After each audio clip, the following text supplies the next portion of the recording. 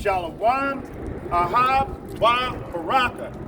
First and foremost, I want to give all praise, honor, and glory to Yahweh, Bahashem, Yahweh Shai, Bahashem, Rakwakadash.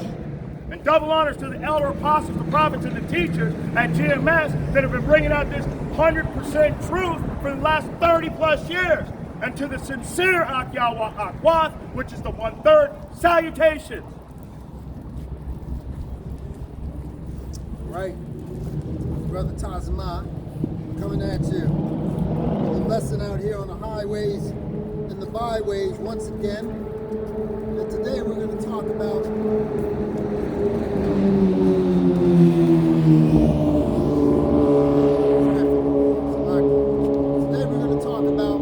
why the Israelites need to be delivered. Because there's this huge misconception about why we need to be delivered, why we need salvation as Israelites. Okay, amongst the Christians, salvation is predicated upon being saved from Satan, spiritual Satan, right? Well, we know that's a farce, that's a fairy tale. It's not biblical, okay? So what is salvation about? Well, number one is twofold, okay? First part of that is the Israelites need to be delivered from their enemies, okay? The other side of that is the Israelites also need to be saved from their flesh, okay? So which comes first? Well, we got to be saved from our enemies, these heathens that put us in captivity, that have been oppressing us, that have enslaved us and have a long-standing history of having committed the worst atrocities that this world has ever seen with respect to slavery. Okay? So, I want to get started with our first precept. Can we get Baruch chapter 3 verse 10, Baba Kashab? Book of Baruch. Book of Baruch, chapter 3, verse 10. And let me get... Start at verse 9, Baba Kashab. I won't even get it. Baruch, KJV. There we go. You said start at 9? Come. Chapter 3. Baruch, chapter 3, starting at verse 9. And it reads, "Hear, Israel, the commandments of life. Give ear to understand wisdom. Verse 10. How happeneth it, Israel, that thou art in thine enemy's land? Thou art waxen old in a strange country, that thou art defiled with the dead." Stop right there. We are in a strange country called Babylon the Great, also known as spiritual Egypt. All right, spiritual Sodom and spiritual Egypt. And the million-dollar question that you got to ask yourself here is, how did we get here? Why are we here? Why are we still here? Well, the short answer to that is that we sinned against Yahweh B'Shem Yahweh Shai. All right, so we are paying for the sins of our forefathers. All right, now we are our forefathers, but that's another story for another lesson for another time. All right, we are paying for the iniquities of our forefathers here in Babylon the Great. So those curses were poured upon us, and they're supposed to last forever. Okay, not literally meaning forever, because there is an expiration date on these curses, these said curses. All right, and this is what we have to be delivered from. Okay, now under these curses, we were sent to the land of our enemies, scattered abroad to the four corners of the earth, in every nation under heaven, Salakia, right? Primarily concentrated here in Babylon the Great, under Esau Edom's rulership. Okay, now granted, this is a worldwide rulership, but the vast majority of our people, the 12 tribes of Israel, the vast majority of us are concentrated here in Babylon the Great. All right, so we had to have learned our lesson, okay, as it relates to sinning against the Heavenly Father. All right, these curses were poured upon us, the wrath of the Heavenly Father was poured upon us, and we're still reaping from it. All right, so in these last days, it was prophesied that we'd be raised up, okay, the remnant. 1/3 will be raised up pursuant to the book of Ezekiel chapter 37. All right, talking about those dry bones, Salakia. Okay, the book of Revelation chapter 11. All right, we're standing on our feet again. We're prophesying. We're telling our enemies that they're going down. Right? I have something to say on that. Oh, go ahead, brother. Because in 9 it says, we have the commandments of life.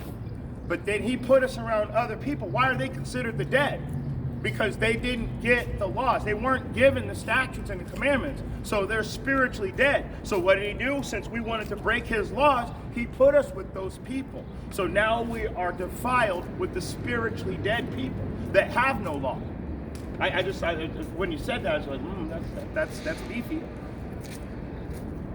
I do have a. Con, and that was a good explanation about the dead, because we're also referred to as the dead, as Israelites. Okay, of course the nations are. They're referred to as beasts, all right, strangers, heathens, right, and the dead. But go ahead, brother, get your precept.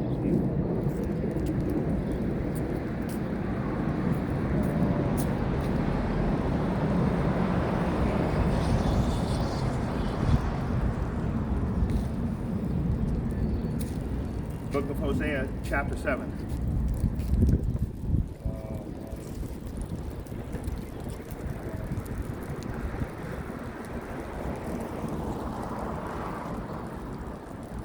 Here it is. I wanted to get this because when he said that we're defiled amongst the dead, this is pertaining to being defiled amongst the dead. So this is Hosea chapter 7 and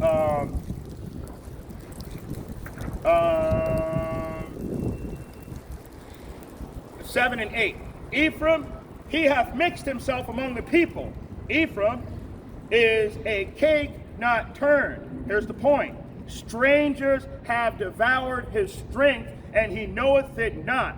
Yea, gray hairs are here and there upon him, yet he knoweth it not. So we've been defiled among the dead for so long, we don't even know it anymore. Now we're just in full-blown Stockholm syndrome. So you got us out here preaching, like you said, on the highways and hedges. We are here for one reason, to wake you up, pulling you out of this spiritual dead, or this spiritual death, I should say.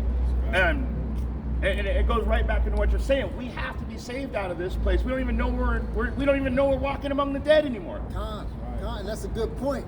That's a very good point, because 2/3 of you Israelites, and a good number of you, do know that you're Israelites. However, you want to stay linked up with the heathen because you like it here in Babylon the Great. All right? You like being under subjection by the Edomites. Okay? You like following the idols of the heathens. Right? A lot of you Israelite women, you like having the liberties afforded to you by the devil, these Edomites. Okay, they tell you that you don't have to listen to your man. They tell you that you don't need a man. They tell you that you're strong and you're independent. All right, and you just soak it all up. You take it in, you internalize it to the point that now you're acting like men. Right? Now you don't know who you are, and you shun the idea or the notion that you are the chosen people. Because here it is, you're the chosen people, but you got a lot of you Israelites out here advocating for the salvation of the heathens. They're not eligible for salvation. They never were, they never will be. They are going to be under subjection, perpetual subjection to the Hebrew Israelites for all of eternity. Okay, now they'll be able to enjoy the kingdom of heaven, but again, they're still going to be under the subjection of the Hebrew Israelites. That doesn't mean that they're going to have or inherit everlasting life. It doesn't mean that they're going to have rulership in the kingdom of heaven. When you're talking about how they try to justify all nations, you know what that's called in the Bible? They have spoken lies against me. So that's in the same chapter, so I'm going to get it. It's Hosea chapter 7, verse 13. And this is talking about you 2/3, okay? Woe unto them, for they have fled from me. Destruction unto them, because they have transgressed against me. Though I have redeemed them, yet they have spoken lies against me. So we come out here with the redemption. We're telling you the truth. What do? You justify the lies. And then it's like almost like you want to get violent to keep that lie going. And that's the part I can't comprehend. But that's all I got on that. It's funny you mention that because the beloved Elder Manata Zakba out there in South Carolina had mentioned the same thing on his street teaching yesterday. Really? About, that's the spirit. That's the spirit. I didn't know that. You Israelites, abhorring this truth, okay? And, you find out that you're Israelites, but you still want to cling to Christianity, right? Here it is. They threw out part of the Bible, all right? And that wasn't by coincidence. This is what they did in order to hide your identity, okay? They told you that this part of the Bible was off limits to you. Well, why? You have to ask yourself the question, well, why would they do that? Because the book's about you. The book's about the Hebrew Israelites, the 12 tribes. They're trying to conceal information. They're trying to keep you in that spiritual dead state, right? That's the whole point with separating everybody through color. That's a spiritual dead state of mind. If you can't get back to your heritage, then you can't figure out who you are. If you don't know who you are, you don't know what's going on. Let's get that in the book of Isaiah, Baba Kasha, chapter 1. I know you're checking. Ass knoweth not his owner. Yep. Okay, even when we tell you, hey, you're the chosen people of Yahweh Ba'ashem Yahweh Shai, you don't want to hear it. All right? You despise these words. I got it. Isaiah chapter 1, verse 3. The ox knoweth his owner, and the ass his master's crib. But Israel doth not know, my people doth not consider. Stop right there. They do not consider, even though it's presented as factual information, and it is factual. This is spiritually factual information. Okay? Because if you believe in the Bible, you got to believe in these prophecies. And these are prophecies. Okay? I'm so tired of you, started to say, you bubblehead Israelites that want to introduce Esau Edom's pseudoscience into a spiritual book.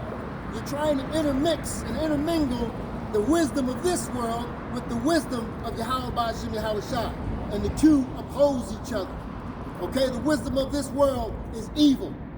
The righteousness and the wisdom of the Holy Scriptures is righteousness of Yahweh Ba'ashem Yahweh Shai.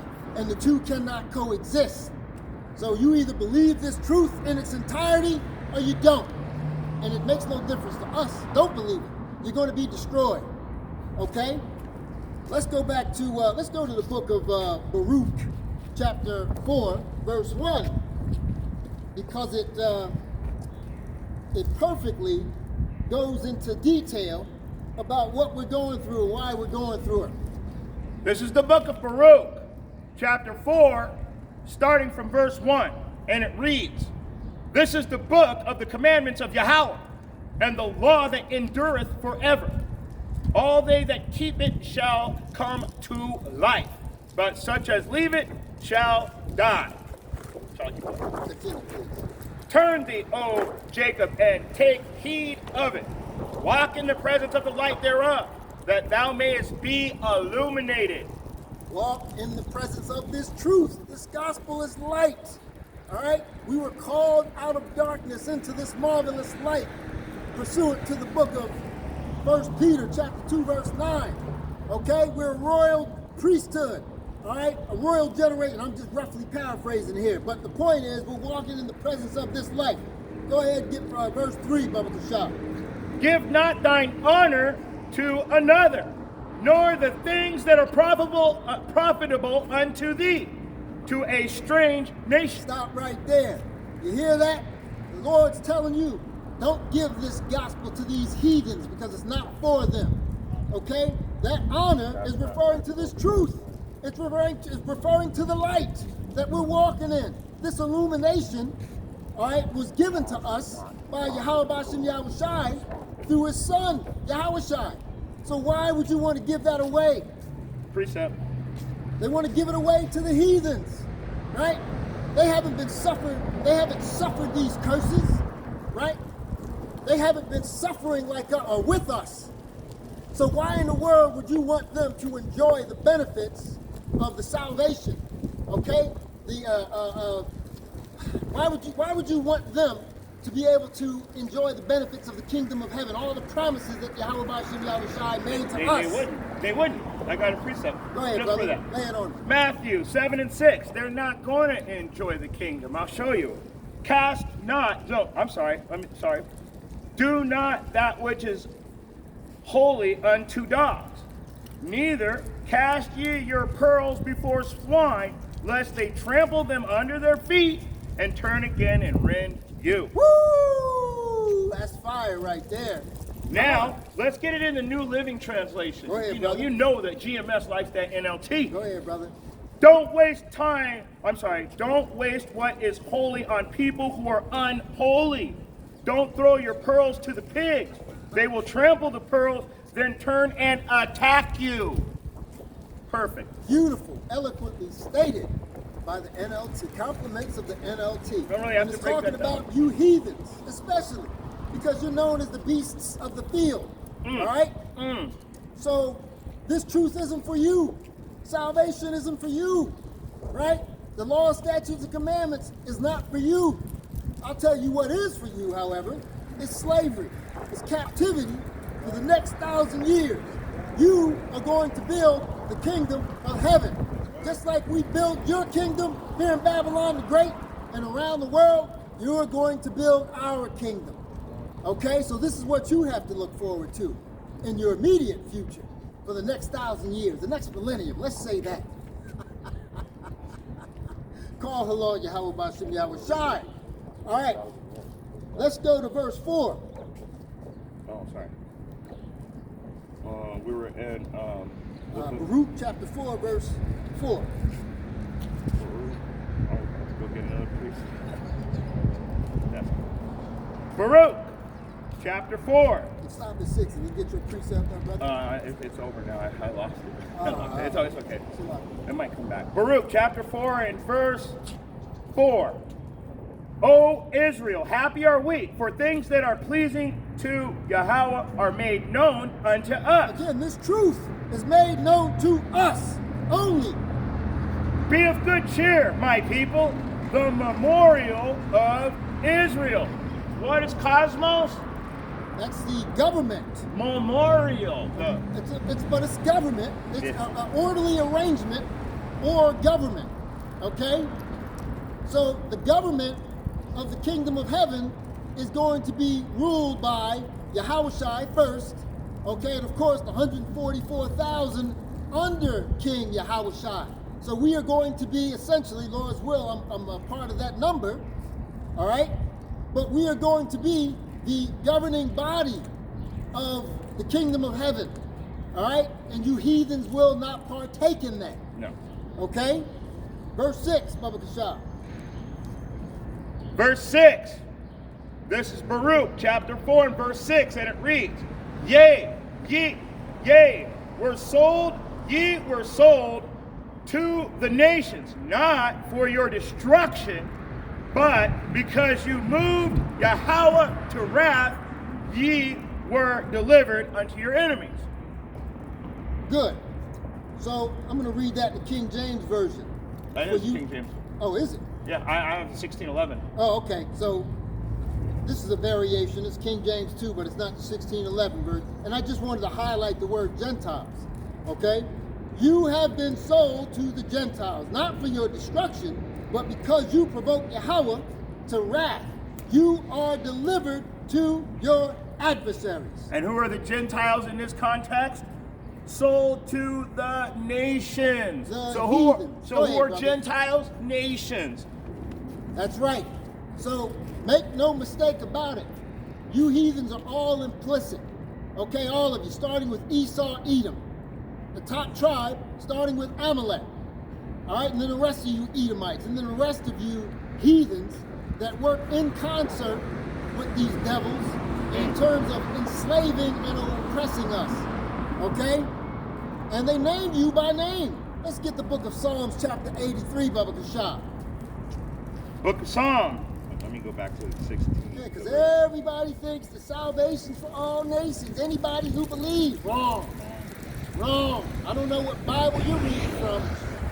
Right? Chapter what? 83, Psalm chapter 83, starting verse 2, Baba Shah.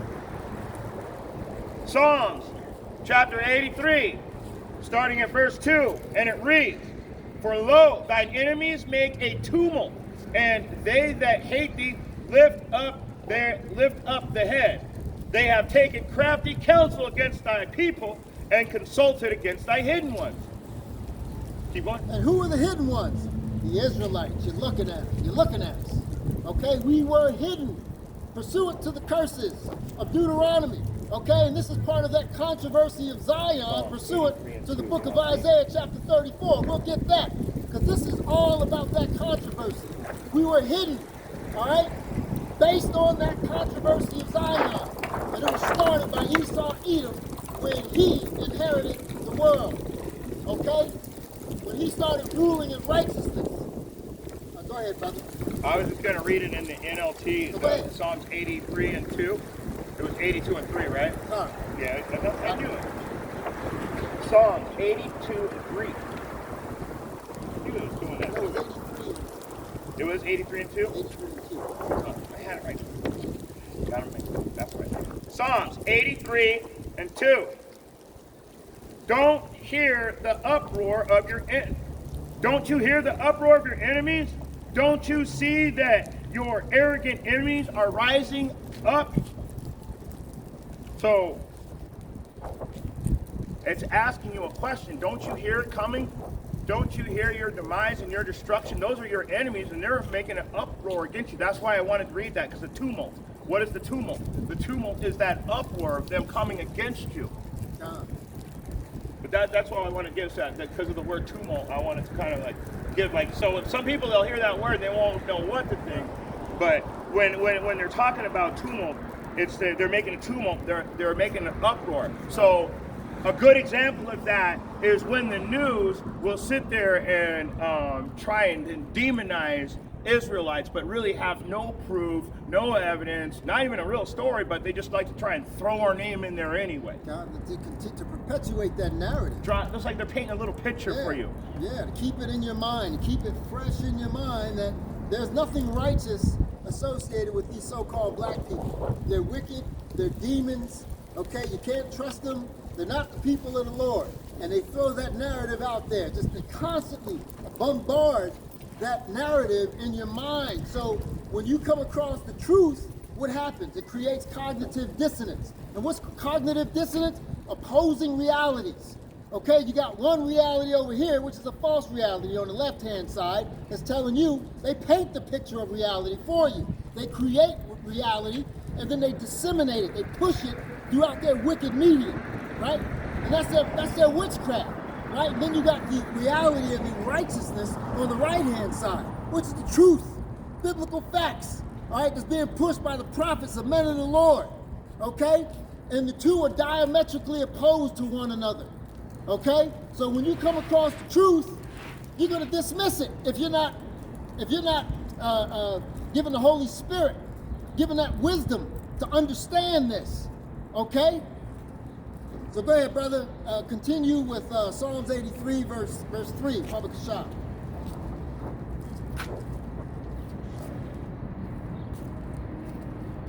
Book of Psalms, chapter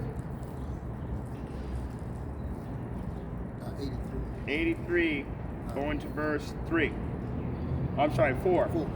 They have said, come, let us cut them off from being a nation, that the name of Israel may be no more in remembrance. And they put our name, the Israelites, out of the earth for a period of time, for a season, right? Pursuant to the book of Jeremiah, it says that thou heritage shall be cut off, and I'm roughly paraphrasing, all right? The heritage included our tongue, our native tongue, our identity as Hebrew Israelites, right? We wouldn't know who we were. We'd start calling ourselves what the heathens started calling us. Black people, Mexicans, Puerto Ricans, South Americans, any and everything but Hebrew Israelites, okay? Continue. Verse 6. the tabernacles of Edom and the Ishmaelites of Moab and the Hagarenes and Gebal and Ammon and Amalek and the Philistines with the inhabitants of Tyre. And this is a prophecy. This actually already happened. All right? And we're at the tail end of this prophecy because they're losing control. Pursuant to the book of 2nd Ezra chapter 6 verse 9, where it says, Esau is the end of the world, Jacob is the beginning of it, and follow it. This is the tail end of this wicked, ungodly empire. So this is where we are in prophecy, okay? Now let's... Go ahead, brother. Here you got a precept. We were called a proverb. Which one is it?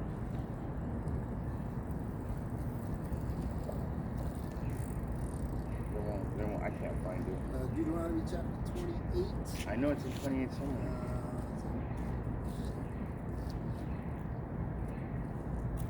34. Deuteronomy chapter.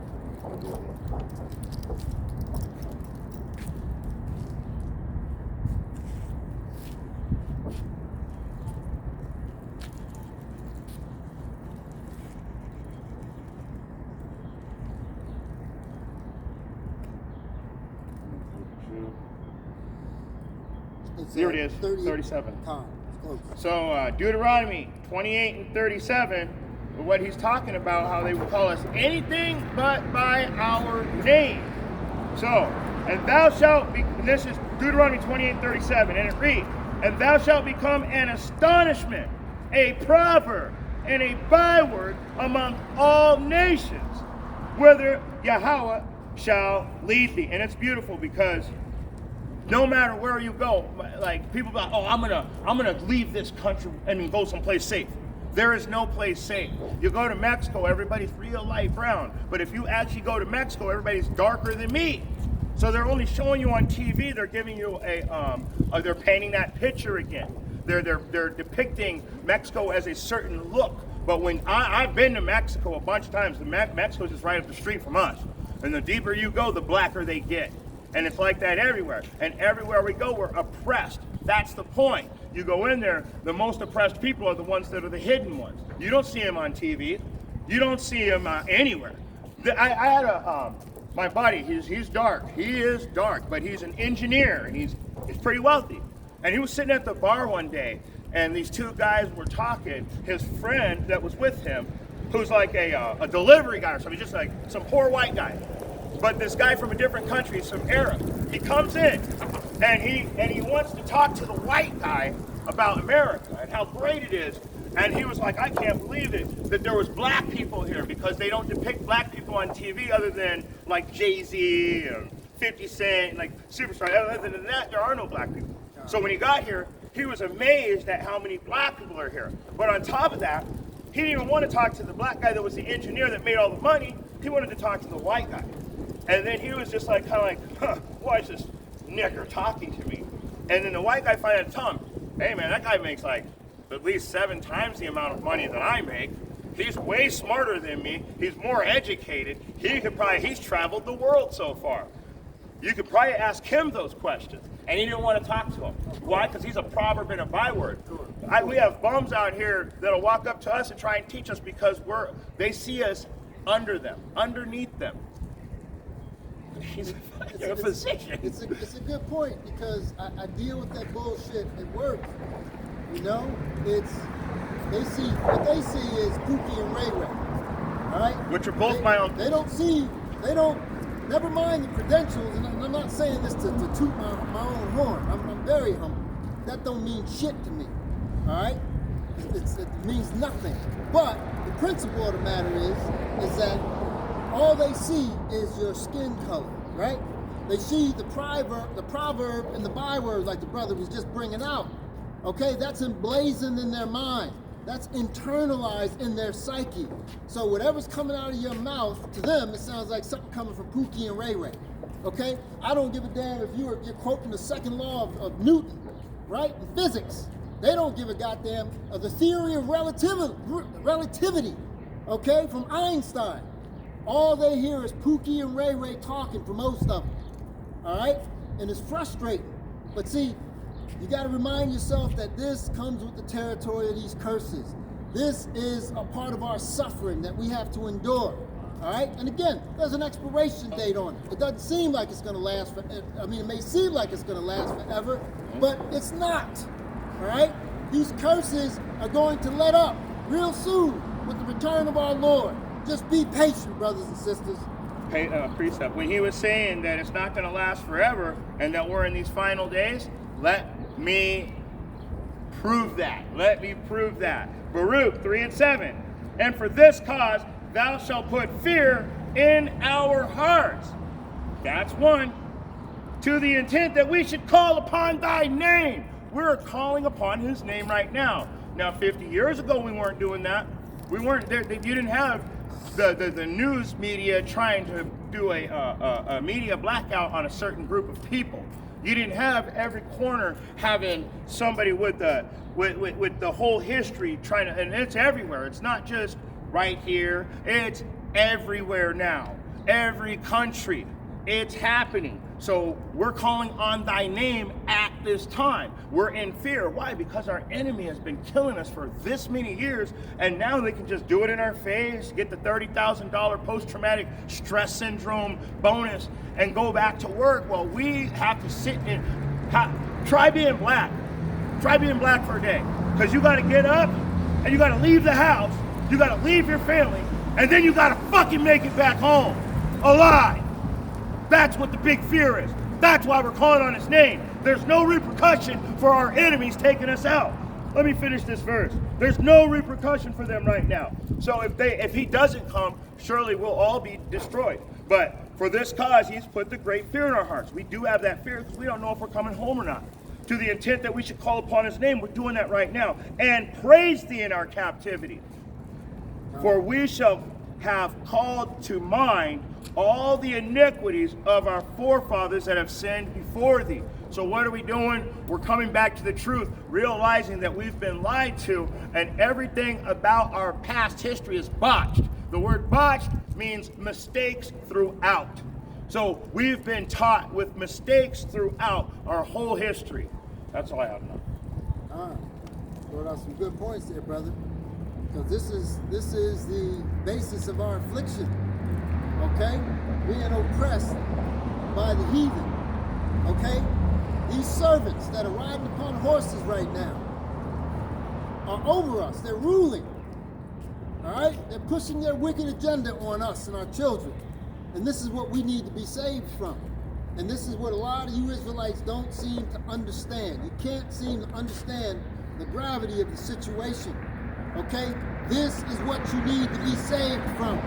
The heathens have no part in this because they're not being afflicted. They're not being oppressed. They're not being downtrodden. Okay? You may have some lowly Edomites, but they're still Edomites. Okay? And that's their fault for not, taking advantage of the opportunity in their kingdom. This is their kingdom. There's no reason why they shouldn't be succeeding and flourishing and thriving. Okay? And this is why a lot of them hate on us so much. Okay? Especially when they see a brother doing all right for himself. It just stirs up that hatred in them. They hate it. Let's go back to Baruch chapter 4. Let's see, verse 15, Baba Kishar. Salakia, 14. Baruch chapter 4 and verse 14. And it reads, let them that dwell about Zion come, and remember ye the captivity of my sons and daughters, which the everlasting hath brought upon them. Stop right there, because again, you Israelites, the ones that even know you're in the truth, that you know you're Israelites, okay? Or semi-truths, I should say. The IUICs and the GOCCs, these groups, these Israelite groups that offer salvation to the heathen. They say that the heathens can be saved, right? But see, the problem is that you forgot the captivity of the sons and daughters, or the nation of Israel, that was brought upon us by Yahweh Bashem Yahweh Shai. Y'all forgot about that captivity, right? So it's easy for you to invite the heathen into something that doesn't belong to them. right? Because if you remembered your captivity, there's no way in the world you would be introducing these heathens to the promises that the Heavenly Father has reserved for the nation of Israel exclusively, right? That means that captivity is symbolic of our suffering. We're still in captivity. Even though the Emancipation Proclamation was enacted in 1865 or 1863, in the 1800s, right? We're still considered in the land of our captivity. If we're still in the land of our captivity, we're still in captivity. And we'll remain in captivity, we'll remain captives until the Lord comes back and frees us. I got to get that. I got to get that because it says in 3 and 8, yet this day in your captivity. So I was going to grab the, I got to get that. This is Baruch 3 and 8, right? Just following up what 7 just said. Baruch 3 and 8, behold, we are yet this day in our captivity where thou hast scattered us for a reproach and a curse, to be subject to payment according to all the iniquities of our forefathers which departed from the Lord our God. So what's the point? Yet this day. Where are we at today? I'm not a captive. I can play PlayStation. I can get a burger. Can you leave the country? Try driving your car without gas in it. How are you going to get the gas? You got to pay for it somehow. So that means that you're you're a slave to tribute. So no, you're not free. You are not free by any stretch of the imagination. That was like the littlest, tiniest bit. You can't even get gas without going and being a slave to somebody. Hey, you got to pay taxes on every goddamn thing. The air, the water, the electricity. Every goddamn thing. So for you guys don't know, when you're a slave to tribute, it means that you're a slave to taxes. Okay. Tribute is taxes. All right, and that sums up perfectly what we're afflicted with. It's part of the affliction. Okay, because it makes it that much harder for us to survive when we're paying 30% of our goddamn paycheck to these goddamn taxes, to the government. And then, in turn, taking that money and sending it over there to the small hats. But they take 30% off the top. Now let's go back to the gas station. There's a gas tax. I need to get a few items for my house. There's tax on every dollar you spend. There's a tax on it, on top of the 30%. So really, 100% of your dollars are taxed. God, just think how much easier life would be if it were not for these taxes, or if they were more reasonable. Maybe, let's say 3%, 5% tops, right? You shouldn't be paying taxes. But if you had to, make it reasonable, right? 30% of your goddamn salary? It's crazy. That's crazy. And then you think how many people are in the country giving out that kind of money. How could we be in debt? I'm really good at math. We're putting billions in every day. Yeah. Every day. Oh, it's 100 days behind? Yeah. No, we're trillions of dollars in debt. Trillions, I'm sorry, but still. Literally. 15, 20 trillion dollars in debt. How in the hell is that possible when you're taxing everybody out the ass? You're bringing in billions every day, but you're trillions in debt. It doesn't make sense. It doesn't make sense. Exactly. And this is why we need deliverance. This is what we need to be saved from. Again, this is the basis of salvation for the Israelites. We can't thrive. We can't flourish. We're not supposed to, because we were sent here to suffer. We're sent here as a punishment. Okay? And this is what you need to keep in mind, okay? You need to meditate on this. You need to reflect on this day in and day out. This is why we're here, okay? It keeps you humble. It keeps you on that straight and narrow, because you're not walking through the flesh or being led by the flesh. You're walking in the Spirit. We have to walk in the Spirit, by the Spirit, okay? Well, let's go to the book of Baruch. Chapter 4. 16. Baruch. No, 15. Chapter 4 and verse 15. And it reads, for he hath brought a nation upon them from far, a shameless nation, and of a strange language, who neither reverence old men nor pity child. Stop right there. Again, this is referencing the enemies of Israel, the Edomites, the Ishmaelites, the Ammonites, okay, and so forth and so on, the heathen nations, okay? The heathens were never considered our neighbors, okay? Only neighbors of Israel through the Spirit are other Israelites. They'd never help the old or the child. So what's the best, what's the most, what would you say, the most popular statement the Edomites make when they're not helping you? Well, I'm sorry. There's nothing I can do. My hands are tied. You need to pick yourself up by your bootstraps. Yeah, you got to do something. I can't help you. Yeah. Really, they have all the power in the world to make one button click and change your whole life, but they could never do that. They're not going to do that. Because it's not in the spirit. It's not. Your spirit is to conquer. You can't conquer somebody by helping them. That's how we know that you're never going to be in the kingdom. And they want to conquer the righteous. Yeah, evil, wickedness, and righteousness cannot coexist. And you devils don't understand that. I mean, and it's because you're the wicked. So you're not supposed to understand it like the scripture says. The wicked shall do wickedly, and the wicked shall not understand. They're not going to understand any aspect of these scriptures. Okay? They don't even understand that they're the wicked, most of them. Okay? Because they're drinking the wine of the fornication of Esau and Edom. All right? They're drinking that wine that says that they are superior to everybody else, that they are the righteous by virtue of their skin color. Okay, so you can't tell them that they're the wicked. You can't tell them that they're the devil. You can't tell them that we're the righteous, right? That does not compute to the average Edomite. Of course, the powers that be understand this truth, this reality. Okay, and this is why they spent billions to hide this information. Okay. All right, where are we at? We were at verse 15. Jump down to, let's do 16 to 18. Baruch chapter 4 and verse 16, and it reads, "These have carried away the dear beloved children of the widow and left her that was alone, desolate, without daughters. But what can I help you?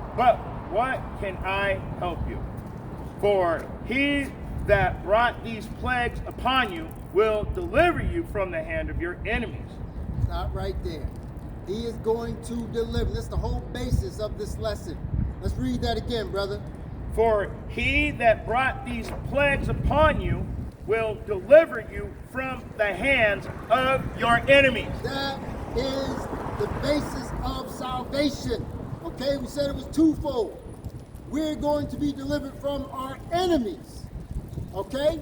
Did you hear that? We are going to be delivered from our enemies. Not our neighbors, enemies. What enemies mean? Adversaries. Okay? They're against righteousness. They're against the righteousness of Yahweh Hashem Yahweh Shai. So, of course, naturally, they're going to be against the Heavenly Father's people. Okay? Because they're the wicked. Go ahead, brother. There's that precept. I don't know if you're going to bring it out. Bring it out, brother. Revelation chapter 11 and verse 12. "And they heard a great voice from heaven saying unto them, Come up hither. And they ascended up to heaven in a cloud, and their enemies beheld them." Their enemies. You guys got to watch as we go back into the kingdom. Most High willing, I'm one of them. Most High willing, the people that are right here, right now, we're all part of that. That's what we are. That's what we're working for so fervently. Okay? But did you hear what it said? God. We rose up. We're going to rise up in your fucking face into the clouds. And you're going to watch. And all that mocking and all that scoffing and all that snickering and all that proud, high-minded, chin high in the air, you're better than me. I don't know the Bible. I'm a funky-ass, weird old cult. Watch. When we rise up and you watch, all that shit's going to be out the window. It's out the window and you're going to be begging. What did Lazarus, was Lazarus then, where he begged him, man, what's his name? Lazarus, but what was the other guy? The rich man. He didn't have a name. This rich man, you know what I hate about that story? This motherfucker had the audacity to think that he could just tell Lazarus to continue slaving. Hey, tell the Athens, give me a drink. Fuck you, man. Come stomp your fucking face open. I can't believe that. I hate that story. You know that? How dare you? How dare you ask somebody who's already in the kingdom to go get you a drink while you're burning in hell? What kind of, that's the pride of this people. That's your pride. That's how much pride you got. You're going to be burning in hell thinking that you can come and get one of us for a drink. Yeah, well, you're in store for a rude awakening, Esau, Edom. You're not going to be saved. You're going to watch. You're a servant, and you're going to remain a servant for 1,000 years. Then you're going to be destroyed. Pursuant to the book of Obadiah, chapter 1, verse 18. Let's get the book of Isaiah, chapter 34, verse 8, because this sums it up. Okay, this is why, in part, we don't know who we are. We already talked about it. The book of Jeremiah talked about us losing our heritage. But who facilitated this? Who facilitated the losing of our identity and heritage? None other than the devil himself. Shall I read 8? 34 and 8? Time. This is Isaiah, That's the point. chapter 34, verse 8. And this is the point.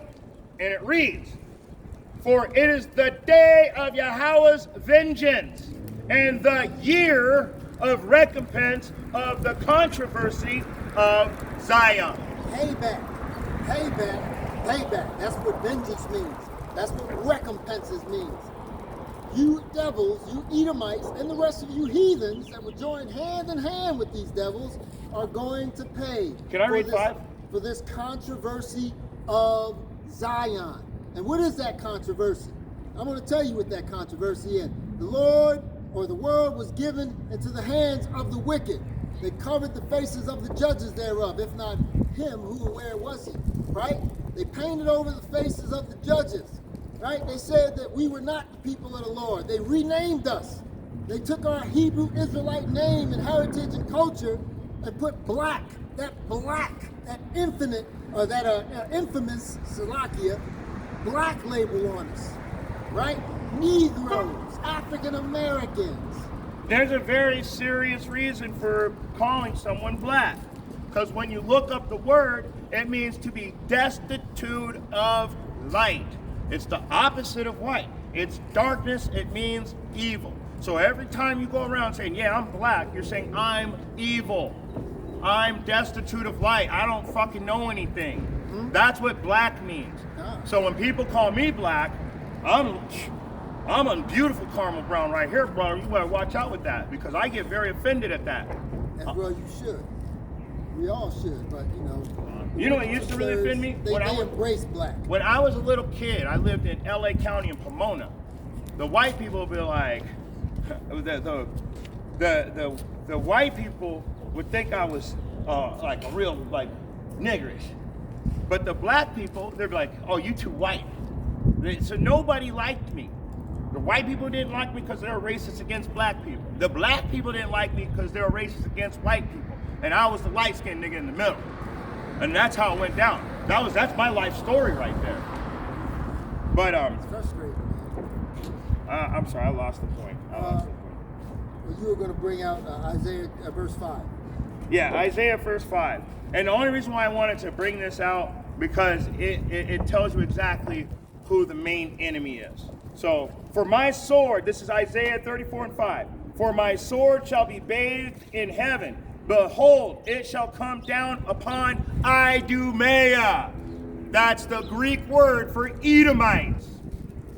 Just in case you didn't know. And upon the people of my curse to judgment. But the point is, you guys are going down. You're like a parade, and the Edomites are like this, like that. What is that? The marching, that guy up front, just marching your asses right into destruction. And it's a beautiful thing, because it's supposed to happen this way. You're not supposed to listen. You're supposed to turn your nose up. This is how we know we're fulfilling prophecy. This is how we know we're doing our job right. When you ignore us and you don't have anything to say, even the ones that come in humbleness.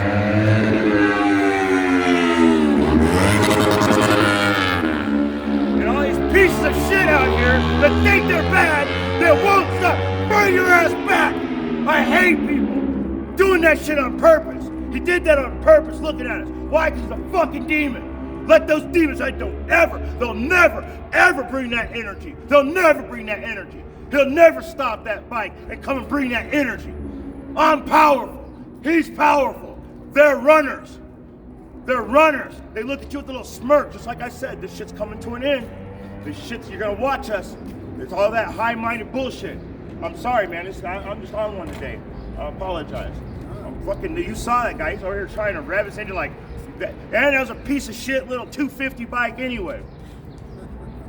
Not even a real crotch rocket. That was more like a lawnmower with 2 wheels. That's exactly what it sounds Still like. hear the piece of junk 10 miles away. That's what it sounds like. It's all right. Come on over here and listen to your prophecy, your end. You don't want to hear about that. But it's coming, whether you want to hear or forbear. All right, let's see. Let's go to the book of Luke, chapter 1, verse 68. Baba Kashab. Luke,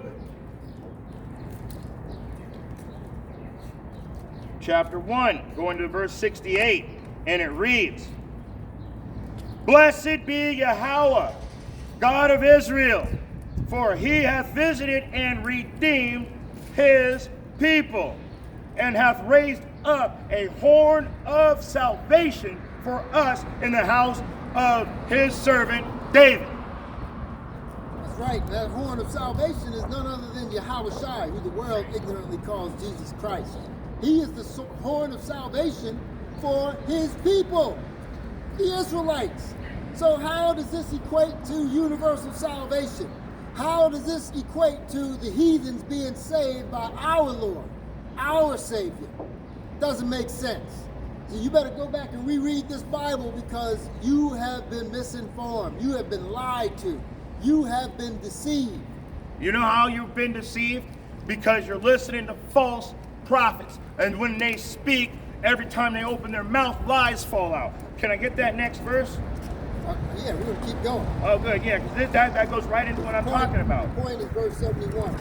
Yeah, okay, so, where were we at? We were at 68, 69. 69. So 70.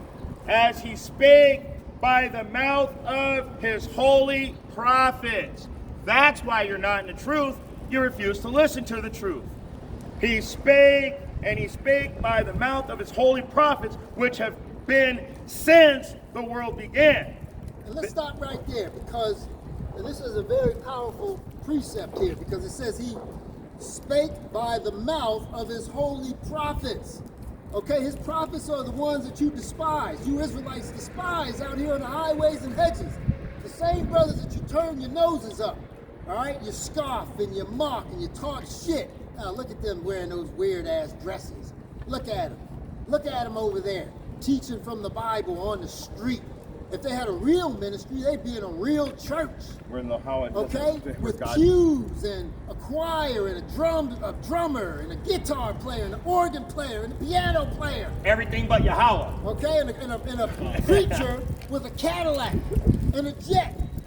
Okay, so this is why they look at us with such disdain, with such hatred, because we're out here on the highways and hedges. Okay, we're the mouthpieces of Yahweh Bashim Yahweh Shai, because the Lord sure as hell ain't gonna come down here himself and plead with you dumbass Negroes or Israelites and ask you to come back to him and repent. No, he's gonna get his men to do it, right?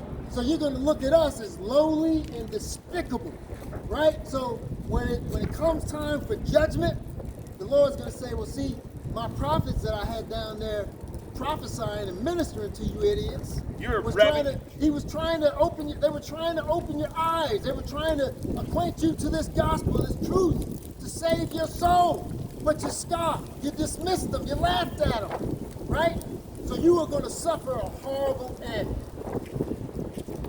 Go ahead, brother. Oh, I forgot what I was going to say. It was, I'm sorry, brother. No, it's okay, man. You're done. So, let's go down to verse 71. This is Luke chapter 1, verse 71. That we should be saved from, let me go to 70 again and read through.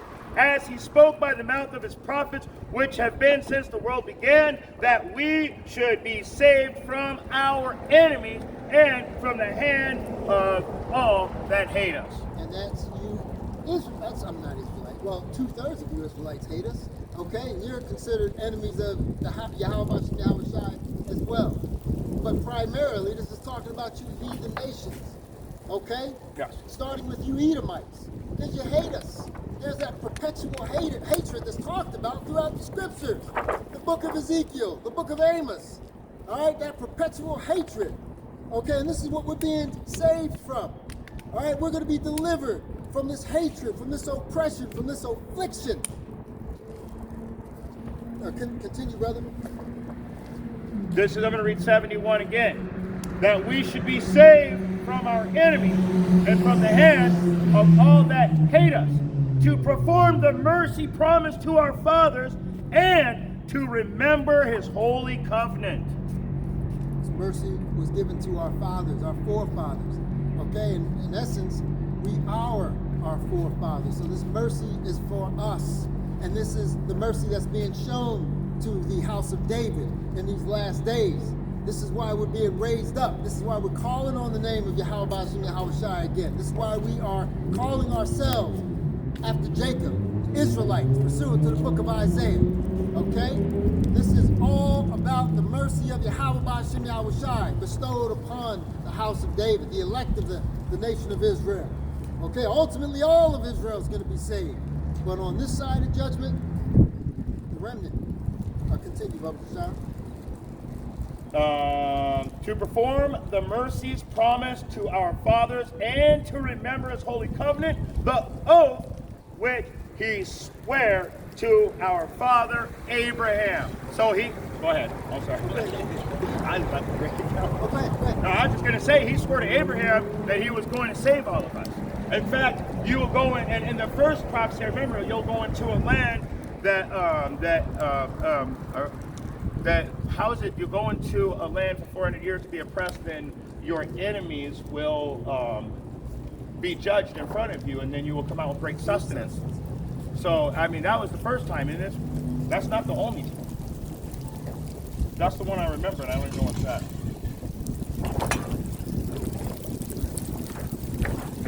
Our salvation has been from the beginning. You know why the Most High Yahweh Hashem Yahweh Shai put a spirit on us to go off? I'd say this all the time now. It's because you can't,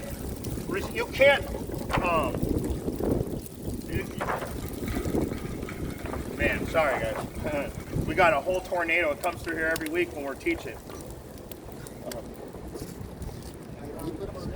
You can't, he put the spirit on us to go off because you can't appreciate something unless you have to work for it. And in Baruch 3 and 7, it clearly said that we're going to be calling out on his name. It says that we're going to go into the highways and the hedges. It says that we're going to be in remembrance. So to be in remembrance, you have to be studying. Yes, sir. Verse 74, what was the shot? Verse 74, that we should grant unto us that he would grant unto us that we, being delivered out of the hand of our enemies, might serve him without fear. There's that term again. Delivered or phrase. Delivered out of the hand of our enemies. This is a recurring theme throughout the Holy Scriptures, and it's even in the New Testament. All right? So how is salvation for all? How is salvation for the heathens when you are the people we're being saved from? We're being delivered from you devils. So how is salvation for everybody? You don't understand the scriptures, but you will, I promise you. You'll understand when these prophecies begin to intensify, when Jacob's trouble begins, right? When you're out here and you are succumbing to famine, when you are being destroyed by the teeth of wild beasts, then it's going to dawn on you. I was told a lie. When Jesus you see us Christ rising doesn't up, save. Right? Well, even before then. Okay, in the thick of Jacob's trouble, right? When you call on the name of JC, Jesus Christ, guess what? You're not going to be delivered. You're going to be destroyed by the beasts of the field, by famine, by pestilence.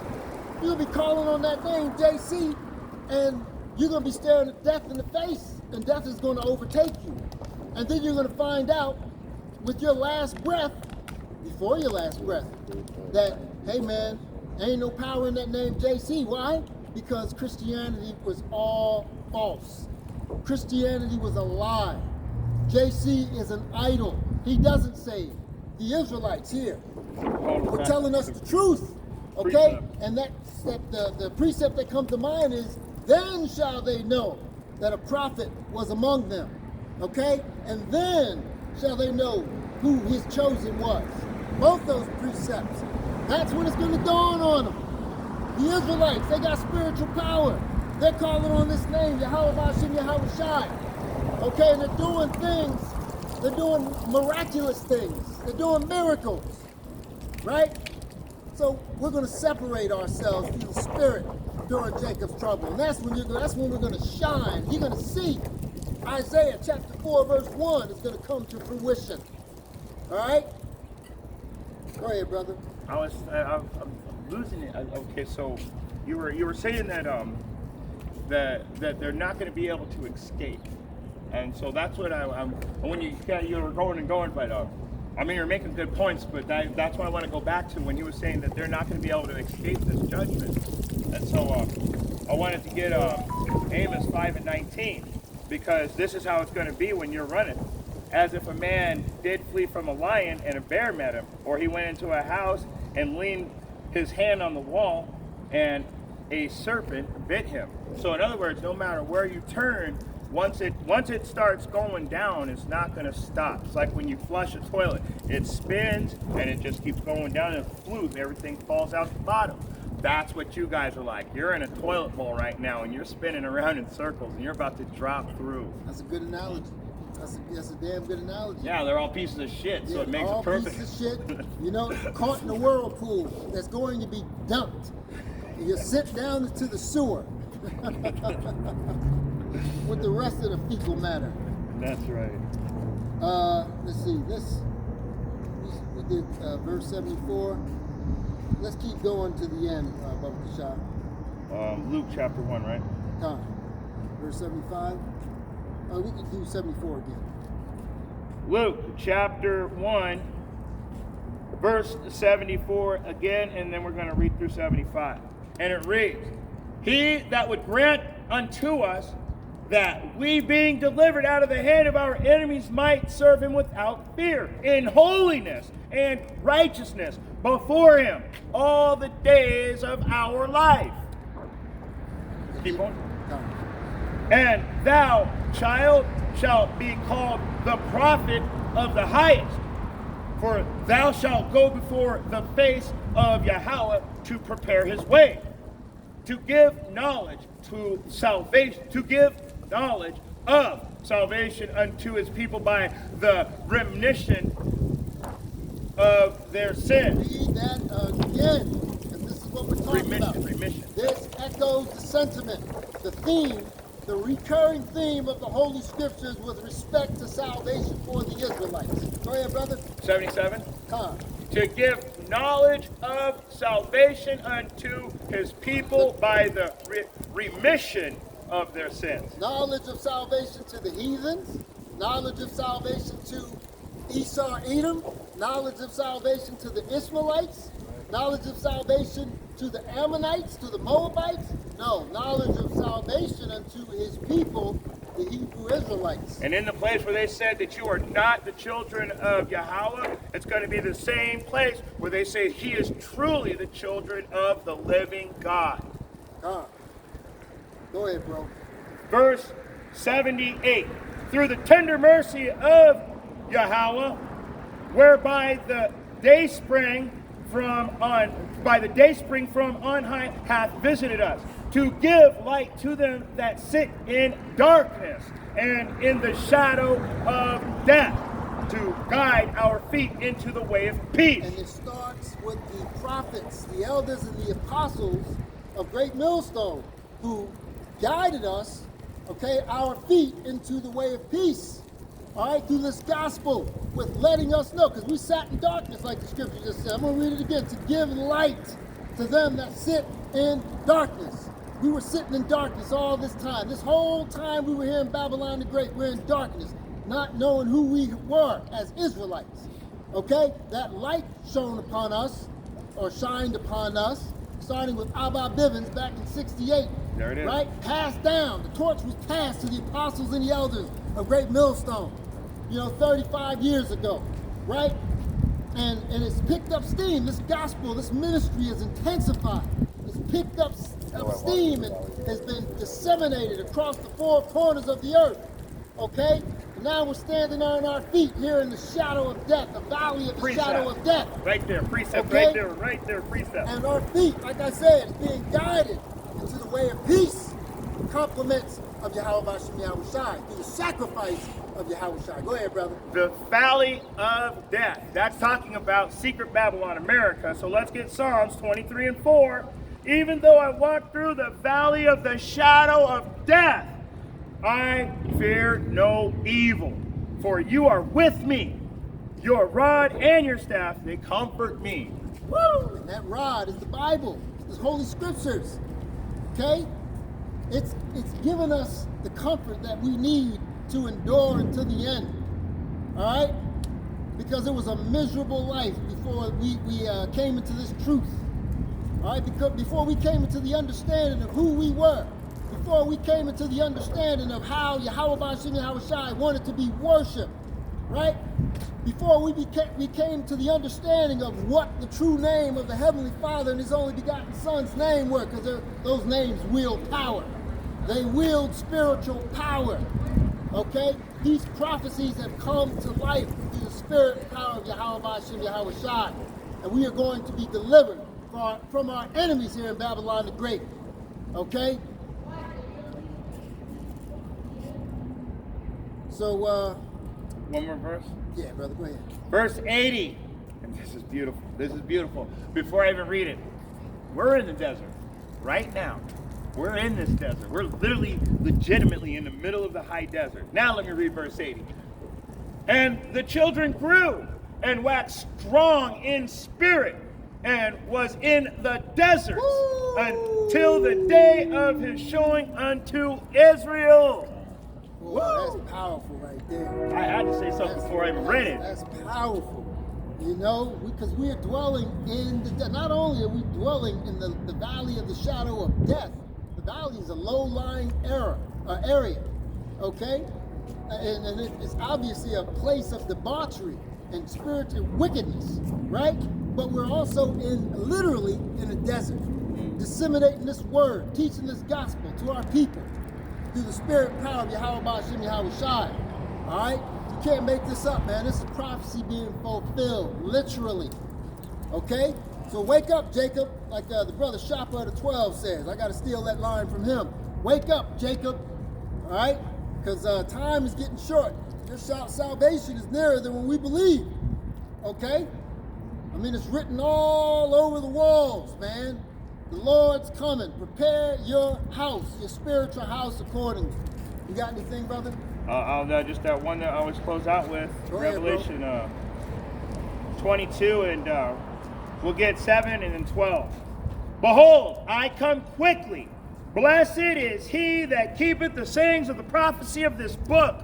Everybody that's knows in the book, the people that are studying, they're keeping the sayings. In other words, you're not just reading the book, you're actually following the instructions. It's a little thing. It's called what is it called when you application.